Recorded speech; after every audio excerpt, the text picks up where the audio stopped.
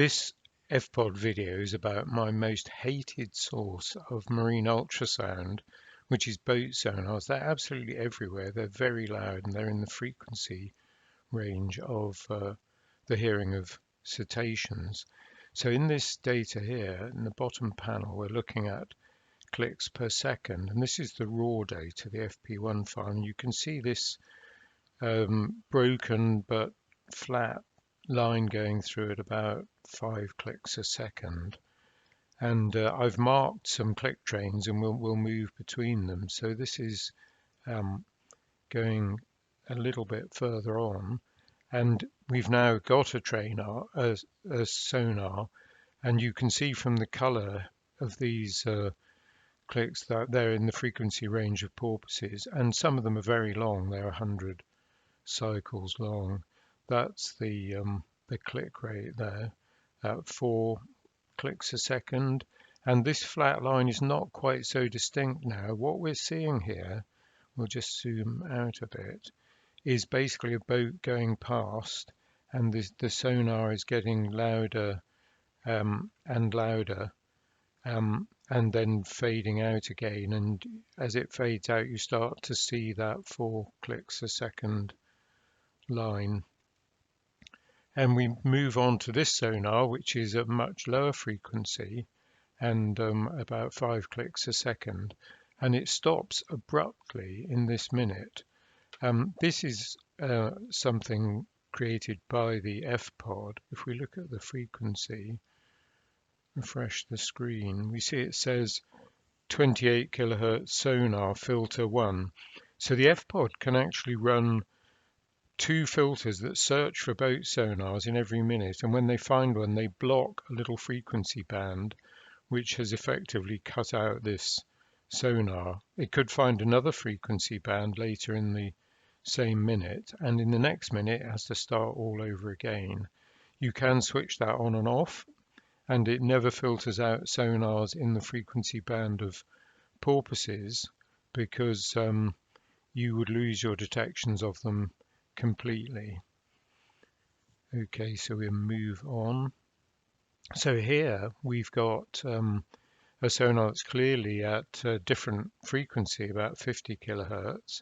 I'll just bring that down. This is the duration of the clicks. So they're right up to 255 cycles long.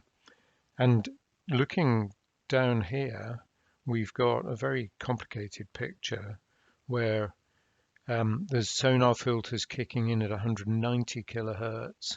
There's one down there at 50 kilohertz.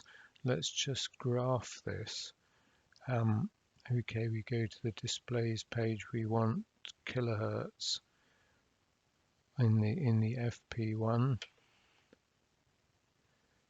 Yeah, so we've got a little bit up there at 200 kilohertz, a lot at 100, some here at 66, a lot at 50. This is a very complicated technical sonar that's in use here. And if we zoom in and look at these, the amplitude of these clicks, we see this picture. This is the 50 kilohertz pulses with a lot of reverberation, multipath propagation following it. This is a higher frequency, and you can see the complexity of this.